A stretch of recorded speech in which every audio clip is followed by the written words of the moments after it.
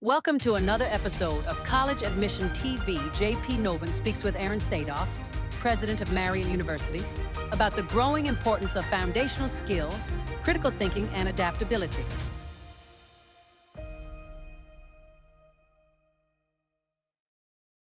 Well, welcome to season 3 of our presidential higher education podcast. This season, we're covering AI, higher education, and the future of workforce. I'd like to thank our sponsors, directadmit.com and ASU GSV. Our listeners, you could listen to this on Spotify and watch it on College Admission TV. I'm your host, JP Novin, and today I'm honored to be joined by President Aaron Sadoff, the 18th president of Marian University in Wisconsin. Welcome, President Sadoff. Well, thank you. It's an honor to be here, and really thank you for taking on this research and this topic. It's very timely, and it's a very exciting time to be part of higher ed and just the world in general. Certainly, you're new to Marian University as a president, but you're a two-time alumnus of the university, returning to your alma mater, guiding it to this new era. Taking over after a wonderful president. She was there for quite some time, and you're combining deep institutional knowledge with a fresh vision during this incredible age of AI. I think our listeners would love to learn a little bit more about yourself and Marian University, and also what your vision is. Yeah, well, thank you. So really, this is my path to higher ed in this position is very unique. I don't know if it's unique. It's just maybe not how it normally happens with somebody in higher ed. So I was in K-12 education for 25 years, public K-12. I was a teacher for 9 years, mostly high school history, middle school principal, and I was a superintendent for 13 years. And I learned a lot, and that was from my superintendency was from 2009 to 2022. So through COVID, and then also in Wisconsin, we had this thing called Act 10, which really had an impact on collective bargaining and unions. So I learned a lot about people and disruption and how ideas and thoughts and doing things in unique ways is not always easy. Matter of fact, also we were in K-12 where we started with iPads and then went to Chromebooks for the one-to-one computing, which now people are like, well, of course, but back in the day, that's not how it was. And the innovation on that really helped those that were in that and already doing the one-to-one. When COVID came, we were far and above ready than other groups that were kind of lagging behind. So kind of that whole mindset of change and progression and how things work is really, I think, something that I've been blessed to be able to come from. And then I spent 2 years at the Community Foundation where I learned a lot about philanthropy. I learned about how the world kind of runs, not just on government, but on people and on investments and on how what people really believe is the right thing to do with the resources that they work hard. And then ironically, I'd been a trustee for 4 years at Marian University, along with getting my master's and then the PhD program from my superintendency. And Michelle, who had been here for 37 years in many different positions, and the last 4 or 5 as president, she was just ready. It was tough. I mean, we downsized. We went from probably an annual budget of $50 million to $24 million annually, reduced our faculty from over 100 to 43 full-time faculty. We still have many adjuncts and also part-time, but it was really, we hadn't done the tough things to really look at, like, you know what, there's less need for higher ed.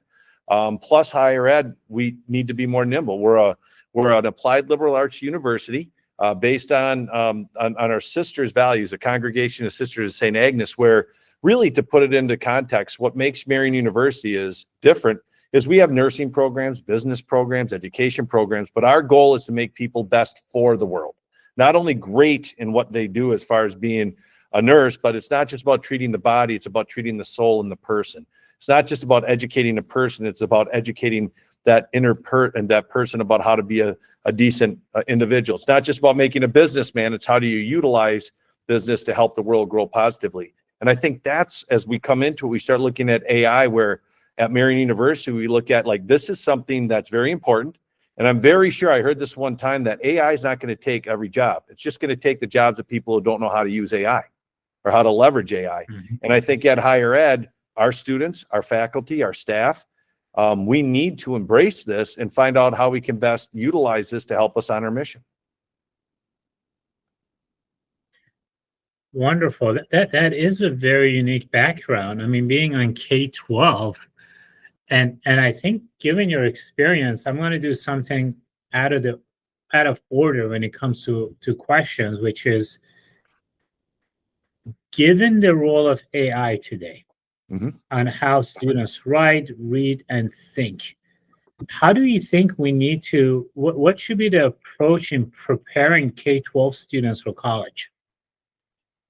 I think there's a couple things. I think first, you do have those basics. It's getting the brain to be wired in order to understand concepts, to be able to do basic math, and I mean language is very, very important. How to learn to read, to write. But I think really a critical part that's at the forefront in K-12 education is how to consume information. I think that's something that's really, and you need those math backgrounds, those analytical skills, language arts, communication. I don't like to call them soft skills because I think they're not soft at all. They're very necessary skills to interact with people, and that's the being curious, to being kind, the having a work ethic. But I really think a big part of K-12 education and all the way through life is how do you consume information? How do we know if something, how it was developed, or how do we know if this reference or this source is good? Or I think that's something where we, back in the day when you and I were going to school, we go to the library, fill out a little sheet, then you go to a book, or you'd have that encyclopedia where after, every once in a while, the person would come around again and tell you the 14 pages that you put into the W section because there's a new country in Africa. That's all gone. We have information out there all the time. And with AI now, not only do we have information that's put up by people, and you look at the boom of Wikipedia and what that's done for getting knowledge out there, that doesn't mean it's always accurate, but it's out there. So then it's how do we consume that? And those are skills that are very important. It's critical thinking. It's analyzing sources. I mean, it's looking at URLs. It's, even probably in time utilizing really structured bots to find out, hey, where is this information from? How is it created? What is the code behind it? So I think from a K-12 standpoint, what we've done, basics of how to think and how to grow and develop and really teach students how to learn is important. But I also think a big emphasis has to be on consuming information. How do we do that? What is accurate? What isn't accurate? And what are the tools we utilize to determine the difference? No, most definitely. So when you think about your students in general, what do you think the job force is going to look like 5 years from now for them? I think the job force, anything that can be automated is going to be more and more automated. I think what the job force for them is going to be able to solve problems and to interact well with people. I think that's a key part. Whatever those jobs are, you think about even us. I mean, I've had 12 jobs in 27 years. I've had 3 jobs in the past 4 years. The critical part for me in any of the jobs I had was being able to be nimble and being able to learn how to learn and being able to apply my skill set to a situation, or when I need a new skill set, be able to learn how to do it. So whatever it is, I think the key thing for all of our students coming out of Marian University or anywhere in general is learn how to be nimble and learn how to adapt. I think that's going to be the critical part, because you might start in business and then all of a sudden now you might be working at an auto dealership where you might go into HR, which then might evolve into, once you figure that out, maybe there's some things that are automated there. Now you might put those skills together and work at DOT in some states. So it's being able to adjust and being able to adapt. And I think as I woven within all of this is how to interact and relate with people, not only face to face, but through platforms like this, through emails, through texting, through social media, is how to effectively interact with people. And I think those are going to be the key skills: is being adaptable and interacting in a effective way with others. And are there certain jobs that you're like, I don't think this is going to be around 5 years from now? Are there certain jobs that you think might completely become obsolete, or maybe 90% obsolete as a result of this? I don't know. I think absolutely. And this is something that I think about, which I don't know why we don't put this together. Okay. I think the average birth rate for a woman is 1.2 now, right? That's not replacing population. Population in America is only going to grow from immigration. I think that's the trend we see it. And I think for most of the advanced world, when we start looking at first world countries that are more advanced in education and in infrastructure and in economies, we're going to see that there's less people being born than what currently exists. But then on the flip side, we're going to start seeing some of the entry-level jobs. Like, for instance, you think about a law clerk, right? So as a law clerk, the job was, hey, would you go and look at all this information and go do all this research and come up with this stuff? We're going to have AI bots that are going to be able to do that in a very good way, and then need one person to evaluate that data that comes back. That one person also to be able to know the right prompts to put in there. But that one person managing and utilizing technology will be able to do the work for a law firm, probably that 4, 5, or 6, and might do it even better. So on the one side is we're going to have less people getting into the workforce.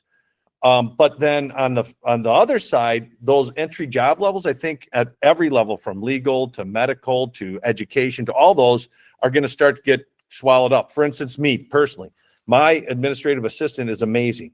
I utilize her for problem solving, for helping out, for scheduling, all that.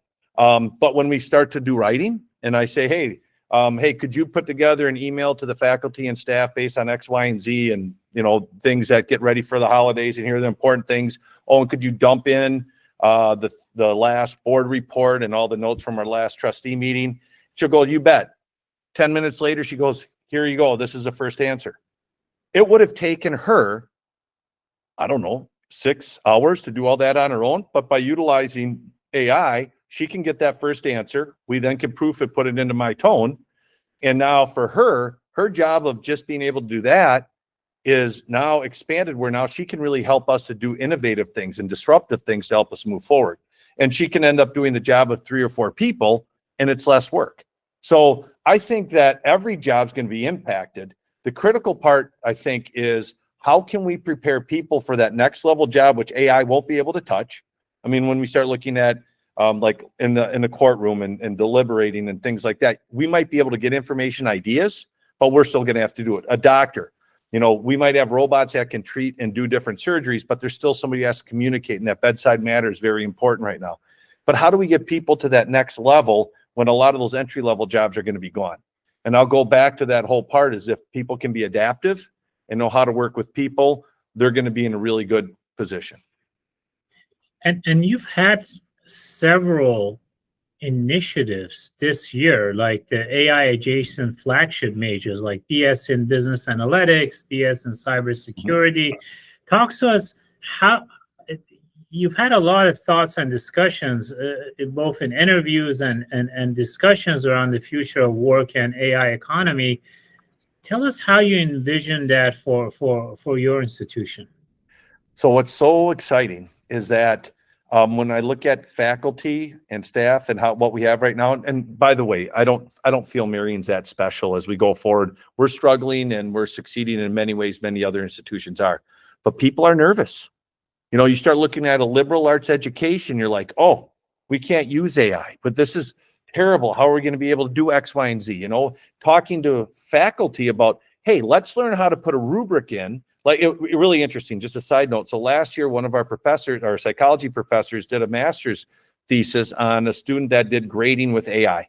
And they did research to say, hey, if a human grades it with this rubric versus if an AI bot grades it, what are the results? It came out, you couldn't tell the difference, really. Matter of fact, the AI was a little more tougher, if you would, but you really couldn't tell much of a difference. So what that said is the teacher or the person who's evaluating, maybe it took them 8 hours to evaluate all those things, where this AI bot, it took like about, 8 seconds. And so what ended up happening is that teacher then, that 8 hours, is that useless time? Well, the comment is, well, I need to know the students. You can go back and look at summaries and be more efficient and effective. The critical part, even when we talk about cybersecurity and all these different jobs that maybe AI, they're a little more AI intense, we still have, and there's a part of me that's a Luddite. We still have people be like, hey, I don't know yet. But it's one of those things where we're just going to have to, build those policies. It's like a bowling lane, right? We got to have bumpers, and then say, like, within here, we're going to have to figure it out.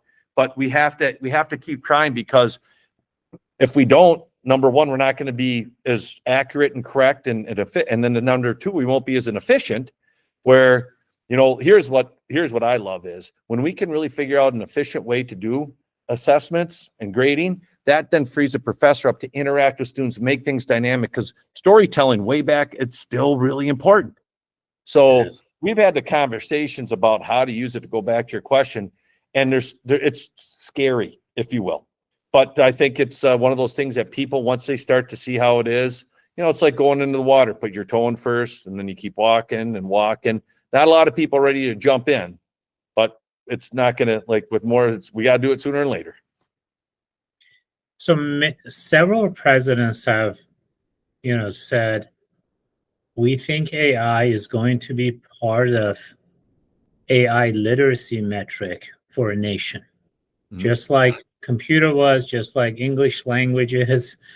So is AI is going to be a language that each individual and each citizen is going to need in order to be considered a literate individual, right? Based on that, when you think about AI literacy, and I know you've mentioned this so far, but just to get more acute into this very topic, how do you envision AI literacy for an incoming college student? I think when I think about technology, and if I define technology as anything that makes whatever we're doing more efficient and effective, be it a horse, be it a telephone, be it a computer, I think there's two different elements. Number one, how do we augment, make things more efficient and effective? And then how do we disrupt, the generative part? So I think when you were asking that question, first thing came to mind, if people don't know how to utilize a basic AI bot in order to help them be able to communicate, write better, do research quicker, do things to present themselves in a way that can get them at that same level as other people who do, I think that's going to be a pretty important part. Just like with internet, those that don't have bandwidth have to wait a lot longer than those that have a lot of bandwidth. So I think from the augment, that whole making you more effective and efficient, I think that's going to be critical. The other part, the augment or the disruptive generative, that's going to be really important, I think, when we start looking at how can we evaluate what's real or not. And I don't know if that's going to be as much of it's not like how I can use AI to become a great artist.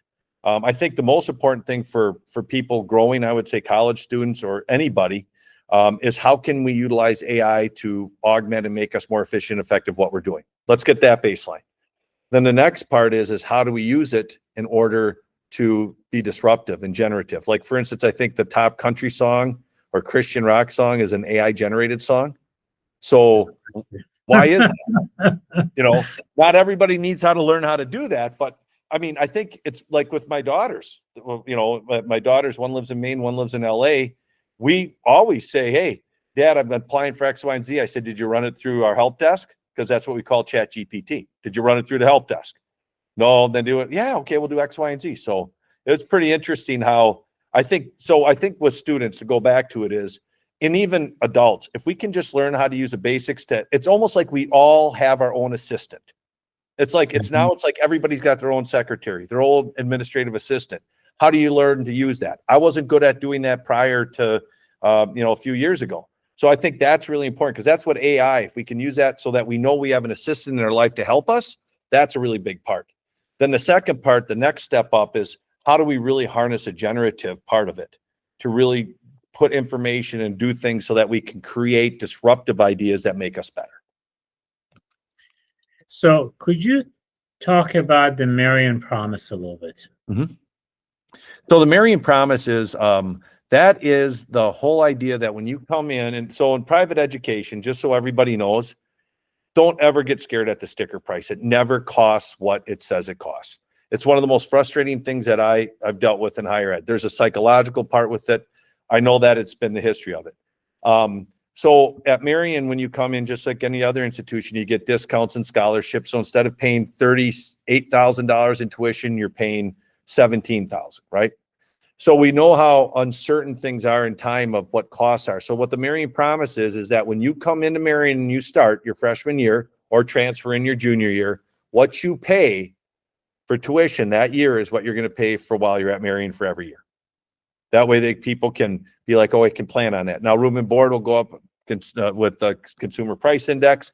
But what the Marian Promise is if you come in and you know that you're paying X amount in tuition, the only way that changes is if your Pell or maybe your Wisconsin grant or that would change. But what the university is going to charge you is the same thing every year, every semester that you're here consecutively. So that's what our Marian Promise is to the families about that they can expect that.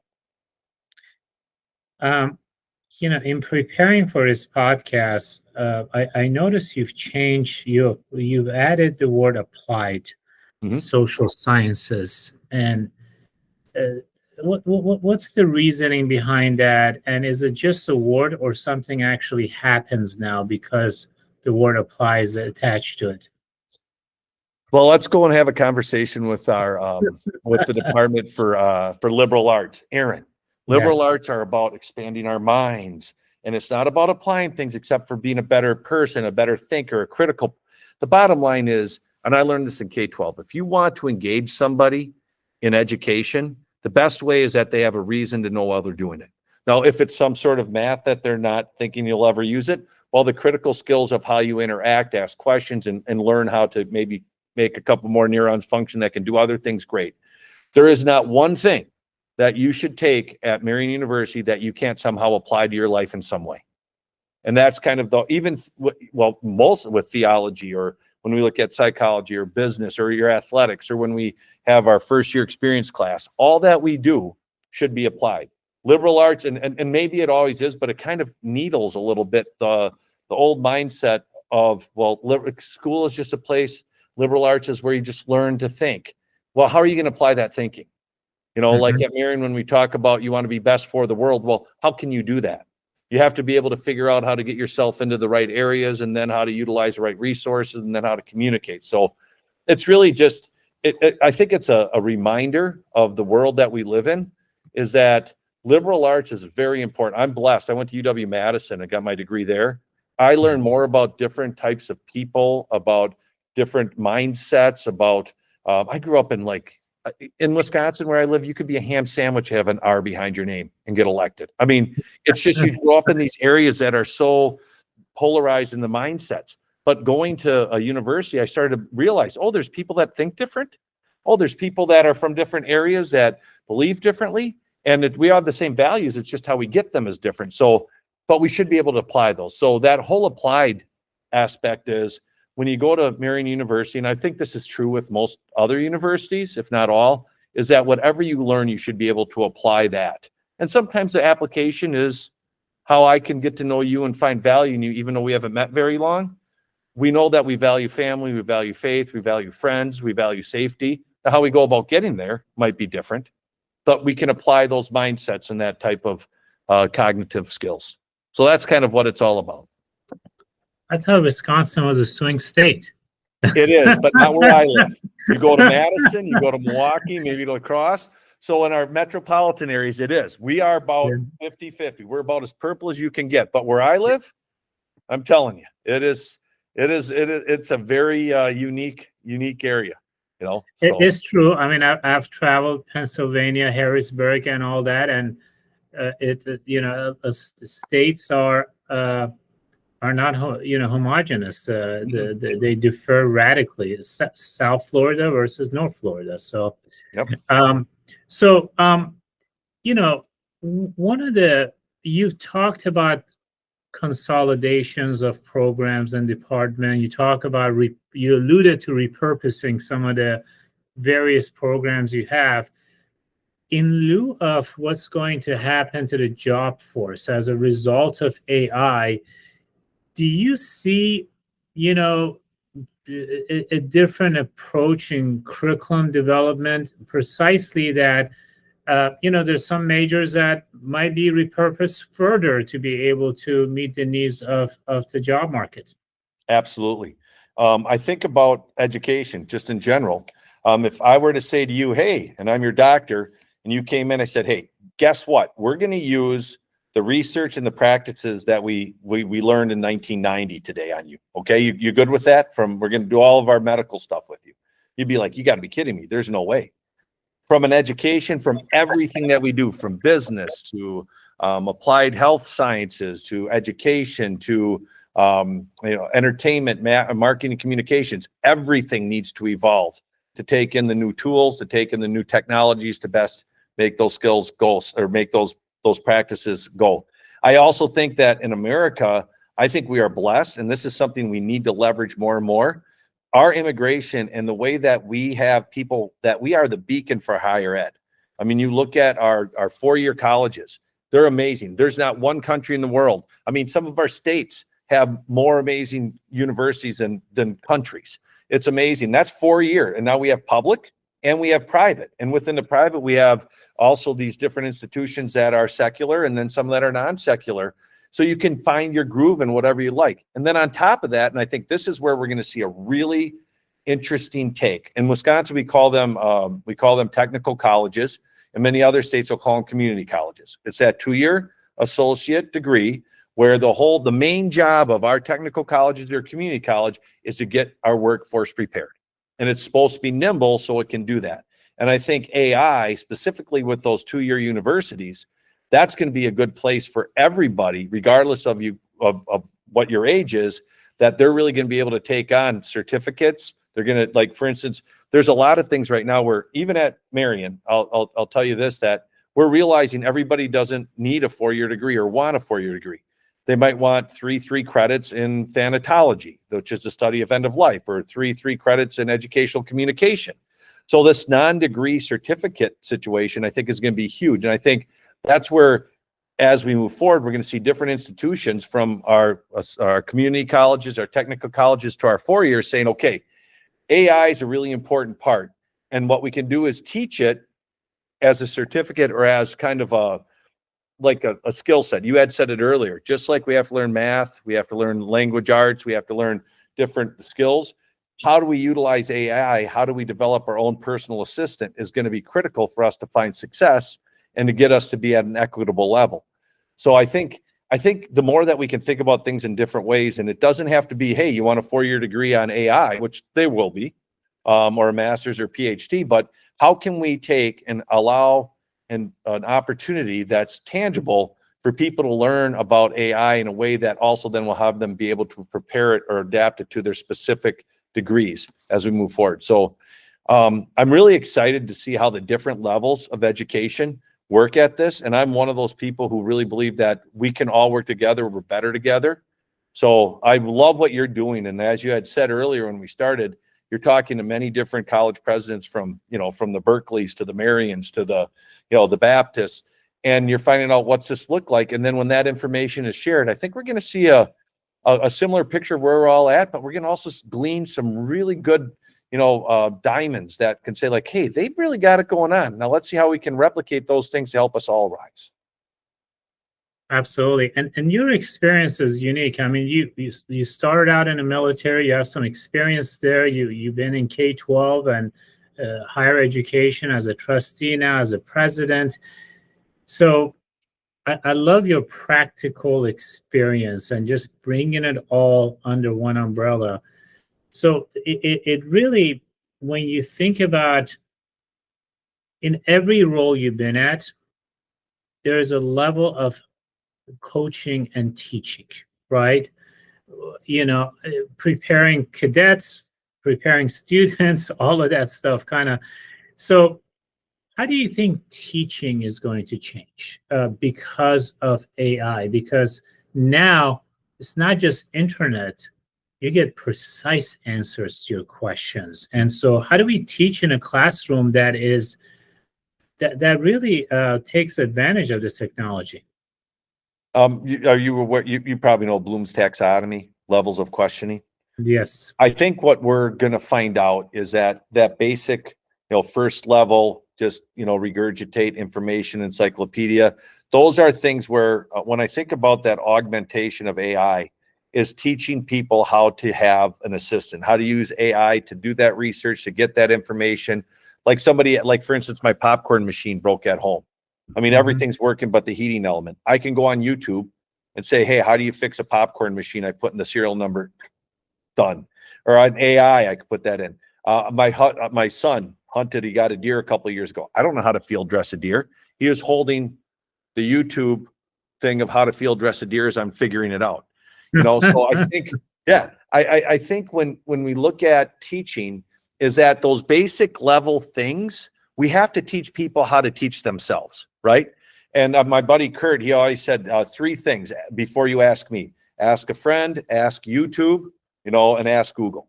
So you ask those things, you can find that information. So where I look at education is, how then can we get to those application questions, those analysis questions, those things that take more pushing to that next level. Those are things that you might be able to do some generative AI, but that doesn't mean that a person knows what that means. That doesn't mean that they understand how they can apply those results to something and then go and talk to somebody about it. So I think the most important part is to really go back to where we were in the past, is to understand that, and I learned this as a teacher, when you can start to get to those higher level thinking questions, is analysis, the application, the create, that's where the value of teaching comes in. So then how can we use AI in order to make sure we have that solid base, or that we have that ability to have that information so we can do amazing things? So I think the more teachers and educators, and I don't know if you have kids, but parents, it's the same thing. I mean, none of these kids, 3 of them, right? I mean, I remember it was like a month into it, and we took our first daughter, Paige, to the hospital, and we're like, we did it. And the doctor says, what do you mean? We said, she's not dead. Look, we did it. I mean, I think, and that's it. We're all learning about these things, but to be able to have the ability to get this information at our fingertips and find quality, and then we can all grow, and then we can start to learn. And teachers are then going to be those people that help to see the bigger picture, that say, okay, yeah, you can get all this information, but how do you use it? How can you use it to make your job more effective? And in Marian Universities, our kind of slant on thing is, how can you make the world better? How can you help people and societies with this? How can we get to that level? So education, just like before, when I was teaching, they say, hey, you want to get those higher level questions, you want to get those higher level applications, then we're like, well, they need to know the basics. You can learn the basics so much easier now than ever before. And I think that's where the change is going to be. So maybe that bottom part of the taxonomy, which is knowledge, changes. Exactly. I mean, that's an excellent point, because information now is ubiquitous, is on demand, it's available, but being able to decipher if this information is correct. I think one area we overlook is the input, and how we ask question is going to affect how powerful the tool set is as well. Exactly. Well, you just think of your prompts. Just think if you use Copilot or ChatGPT. I mean, learning how to do prompts. And I've sat in some AI classes, some like 60, 90-minute ones, and talked to people, understanding how to write prompts, just like Google. I remember when I had Gmail, I'm like, I don't know if you remember back where you had different folders and you put stuff in when you had Yahoo Mail, right? And then somebody said something brilliant to me. They said, what is Google good at? And I said, searching? They said, yeah, just make sure you put keywords and stuff. I haven't put one email into one folder ever. I just archive. And then when I want to do something, I type in keywords. I remember learning Google. I had to learn how to ask the right keywords, or with an attachment, how that is. And I think you hit it right on the nose. Having a class, or having the ability to say, hey, one of the basic skills people need to know is prompts, just like how to search, or how to look at URLs, or how to understand about phishing, and how to understand when the internet's trying to, pirate you or do things. We also need to learn what are high quality prompts, or how can we get input in order to get the best output. So I guess the biggest question, there are a couple of ways these discussions have gone with presidents. Every president is optimistic. No one says, okay, the world is over. But I think there's a lot of variances in this interpretation. So one interpretation is around this. We have now become over 80% a service economy. We have less manufacturing, we have less industrial work, and AI might actually make that even a bigger pie as we go along, right? So one thing that if you're in the Bay Area, you're going to see a lot of AMOs driving cars. Sometimes I see them, and guess what? Most people who drive them, they love them. That I've seen. They're like, I like it. There's no driver. I don't have to talk to anyone, and it just takes me cleanly to my place. It's very simple. The question is not, are we going to recalibrate the workforce? Because eventually we'll have new Amazons, new Facebooks, new industries. The question is, in the next 5 to 10 years, as certain jobs like customer service, driving, just like the old buggies and lanterns that were replaced. But the difference between our industrial revolution is people are they're working well into their 70s. We have a huge workforce above the age of 50. Are you concerned about social unrest as we figure this technology out with AI and robotics and job placement? I'm not concerned. I'm certain of it. I mean, there needs to be. I mean, the way that my mindset, I mean, well, the number one cause of death is mortality, right? And 100% of people die from it, right? And what I also know is the number one thing we can count on is chaos and pushback. And when people have nothing to lose, they lose nothing. And we're seeing with AI, and I'll go back to the whole idea of let's just take AI as an assistant. Those who know how to use AI as a personal assistant to help them are going to be leaps and bounds.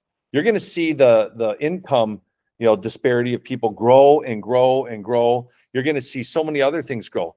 And that the group that the have-nots will start to be more restless, which hopefully in our country it's called politics, and maybe we're going to start to see a change in governments in different ways or see different assertions. So I don't think it's a matter of trying not to have uprisings and people being upset. I think it's how do we address those and what do we do? Because, I think it's very important that we do have these strains, and I'm certain that we will. The question is, it's like when I was a teacher or when I was a superintendent, it's a sad thing, but we did so many different exercises on active shooters and it was terrible. And our students now and your kids, they went through school, they know how to deal like when there's an active shooter and what all this is, right? We know there's chaos coming, right? We know bad things are going to happen. The thing is with this AI change and with this disparity, because it will get exploited, people will use it for financial and social gain. It's how can we minimize the hurt and the destruction as we go forward. And I think that what that comes down to is I'll go back to Marian University and best for the world and something that AI can't teach. It's how you and I can have a conversation. And instead of talking about what kind of school we think is best, first talk about, hey, we both think that education is important to our country and our world. Then you might say, well, I think it's all about charter schools and private schools. I might say, well, I think it's all about public schools. But yet we know that the end is a value. So to your point, I'm optimistic that I would say optimism for me doesn't have a plan. Hope has a plan. I'm very hopeful that we're going to grow and get better. But based on the past and knowing human beings, things are not going to go well all the time. Matter of fact, they're going to go really bad.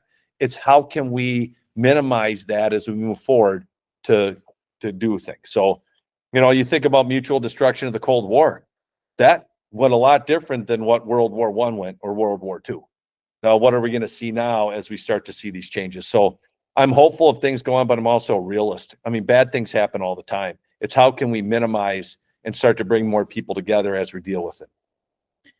So I'm going to make a statement. I like your feedback on this. There is an argument that complexity eventually kills civilizations, and that history is littered with empires that fell to human inefficiencies, like the Roman Empire, the latency problem that they had, or the Soviet, the calculation, or the Ottomans, the sclerosis problem, which is the sick man of Europe, or what have you.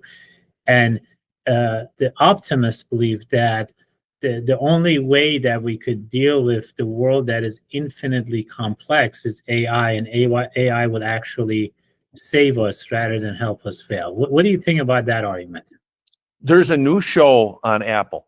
It is called, what is it? You know what I'm talking about? Yeah, the yellow cover, the Yeah, Polaris. Plutonomy. So Yeah. if you haven't seen it, we'll somebody look it up and let us know. But so true human experience, in my sense, is the struggle, right?